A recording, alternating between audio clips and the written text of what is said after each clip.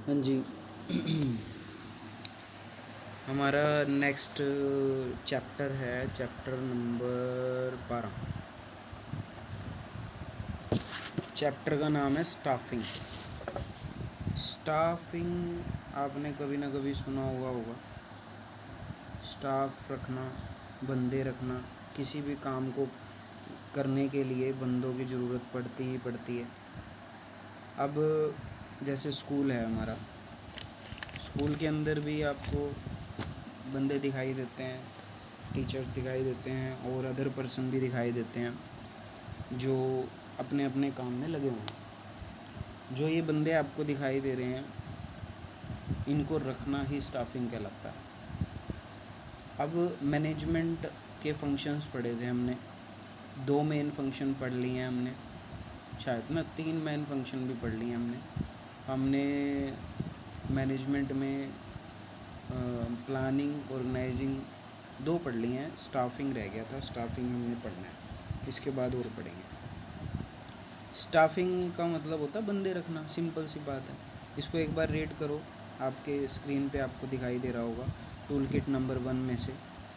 It refers to filling and keeping filled post with people. Fill करना post को लोगों से, इसी को स्टाफिंग कहते हैं।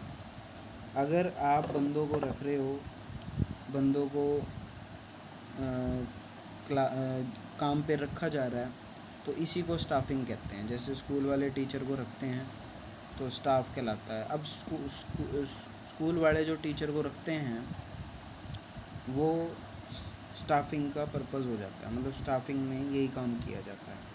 सिंपल सा इसका मीनिंग है। नेक्स्ट है आपका स्टाफिंग के बारे में पढ़ना आपने, इसके कैरेक्टरिस्टिक्स क्या होता है, क्या खासियत होती है इसकी, यही चीज़ आपको रीड करनी है। ठीक है, ये चीज़ आपको पढ़नी है इसमें। सबसे पहला पॉइंट है आपका रिलेटेड टू ह्यूमन बीइंग। आपकी जो स्टाफिंग होती है वो ह्यूमन बीइंग से रिलेटेड होती है। स्टाफिंग का मतलब ही होता है बंदे रखना, ठीक है ना। बंदे ही रखना होता है स्टाफिंग के अंदर। आपने बंदे रखने हैं कोई भी, तो ह्यूमन बीइंग से रिलेटेड है ये। The first important characteristic of staffing is to its relationship with human being. Easy सा चैप्टर है बिल्कुल, ये ध्यान से समझोगे बहुत सिंपल लगेगा आपको। ये जो स्टाफिंग है वो बंदों को रखने से रिलेटेड होती है, मतलब हमको पर्सन रखने हैं, यही स्टाफिंग होता है। सेकंड है, इसकी सेकंड विशेषता है सेपरेट मैनेजरियल फंक्शन। आपने मैनेजमेंट के फंक्शन पढ़े थे, पहला फंक्शन पढ़ लिया, प्लानिंग पढ़ा था हमने, तो ये सबसे तीसरा फंक्शन है, ये ऑर्गेनाइजिंग भी पढ़ लिया था हमने। ये तीसरा फंक्शन है। सेपरेट फंक्शन इसीलिए माना जाता है क्योंकि ये बहुत इंपॉर्टेंट है। आप किसी भी संस्था में चले जाओ, आपका छोटा बिजनेस हो बड़ा बिजनेस हो, बिना बंदों के तो काम चलेगा ही नहीं, तो सेपरेट मैनेजर फंक्शन माना जाता है इसको।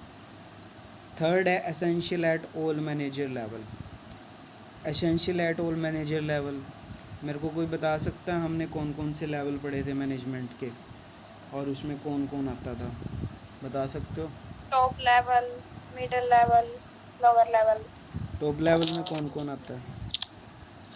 Board of director, general manager, chairman, managing director. Middle level में? मिडिल लेवल में deputy department manager, functional department manager. ठीक है, ठीक। तो मतलब कहने की बात है कि सभी जो लेवल होते हैं मैनेजमेंट के, उन सब लेवल में बंदों की ज़रूरत पड़ती है। तो हर एक मैनेजमेंट लेवल के लिए अलग अलग बंदों की ज़रूरत पड़ती है, तो सभी लेवल पे ये बहुत ही इम्पोर्टेंट फंक्शन माना जाता है। फोर्थ पॉइंट है रिलेटेड टू सोशल रिस्पॉन्सिबिलिटी। हमने ना एक +1 में एक चैप्टर पढ़ा था सोशल रिस्पॉन्सिबिलिटी वाला। सोशल रिस्पॉन्सिबिलिटी में क्या करते थे हम, समाज के लिए जो काम है वो करते थे, समाज की ज़रूरत के हिसाब से। समाज में कौन कौन से काम करने पड़ते हैं, समाज में लोगों को रोज़गार भी देना पड़ता है। तो स्टाफिंग में होता क्या है, रोज़गार ही तो देते हैं हम, लोगों को नौकरी पे रखते हैं। लोगों को जब हम नौकरी पे रखेंगे तो हम स्टाफिंग कर रहे हैं।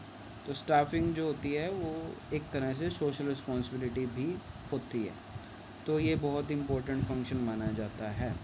तो आज के लिए हमने ये पढ़ा कि हमने स्टाफिंग का मीनिंग पढ़ा और इसके करैक्टरिस्टिक्स पढ़े।